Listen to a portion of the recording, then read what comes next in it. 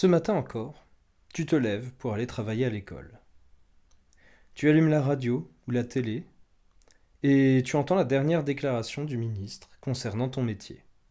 Bien sûr, c'est le genre de choses dont nous pouvons parler, beaucoup plus Oui, intéressant que le point oui. précédent. Et ça fait partie des sujets les plus importants des Français en ce moment. Nous sommes au travail sur ce point. Tu constates, un peu impuissant, que tes conditions de travail empirent un peu plus chaque année. Classe surchargée, pas assez d'AESH pour tous les élèves qui en ont besoin, nouvelles injonctions qui s'ajoutent à ta charge de travail. Et tu te dis, mais les syndicats, qu'est-ce que vous faites ? Cette phrase, on l'entend régulièrement dans les salles des maîtres, et je pense qu'il faut qu'on en parle aujourd'hui. Bonjour à tous, chers collègues, et bienvenue dans la Minute Utile du SNUDI FO 57.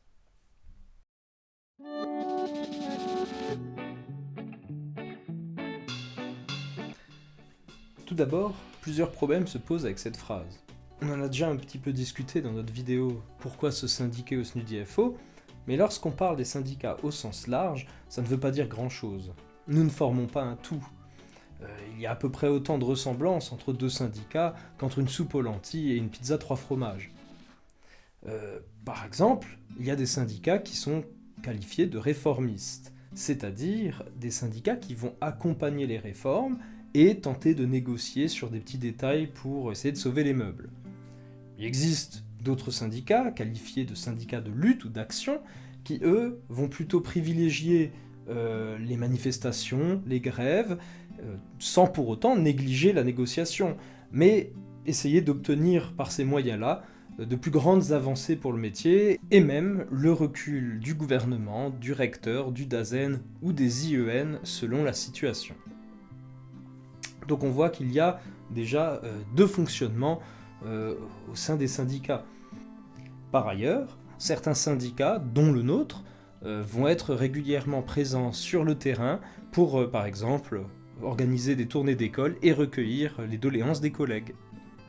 Le deuxième problème qui se pose avec cette phrase, c'est la partie « Qu'est-ce que vous faites ?» Nous sommes les premiers à ne pas être satisfaits de la situation actuelle sur le terrain, mais on n'a pas pour autant de baguette magique. Lorsque nous sommes reçus en audience, chez le DAZEN, chez le recteur, chez le ministre ou autre, nous ne sommes pas dans un dialogue entre amis. Si c'était le cas, ce serait super facile de négocier, de faire avancer la situation, de faire changer les choses. Malheureusement, c'est pas le cas.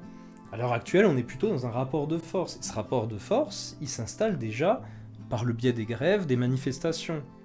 Pour peser le plus lourd possible face à l'administration, il faut être nombreux. Alors maintenant, c'est là que se pose le problème. Comment faire entendre à l'administration le mécontentement des acteurs de terrain lorsque les grèves et les manifestations sont si peu suivies ? Au début de l'année, en septembre, le SNUDI FO 57 a organisé une journée d'action sur un jour non travaillé, donc sans perte de salaire, afin de revendiquer l'ouverture des listes complémentaires. Malheureusement, même là, ce mouvement a été très peu suivi. Afin de clore cette vidéo sur un point un peu plus positif, rappelons quand même que localement, notre syndicat obtient régulièrement des choses lors de nos audiences avec l'administration. En conclusion, les syndicats offrent des opportunités pour faire entendre nos revendications, pour améliorer nos conditions de travail, pour faire valoir nos droits, et c'est à nous, c'est-à-dire les professeurs des écoles, les AESH et tous les acteurs de terrain, de nous saisir de ces opportunités.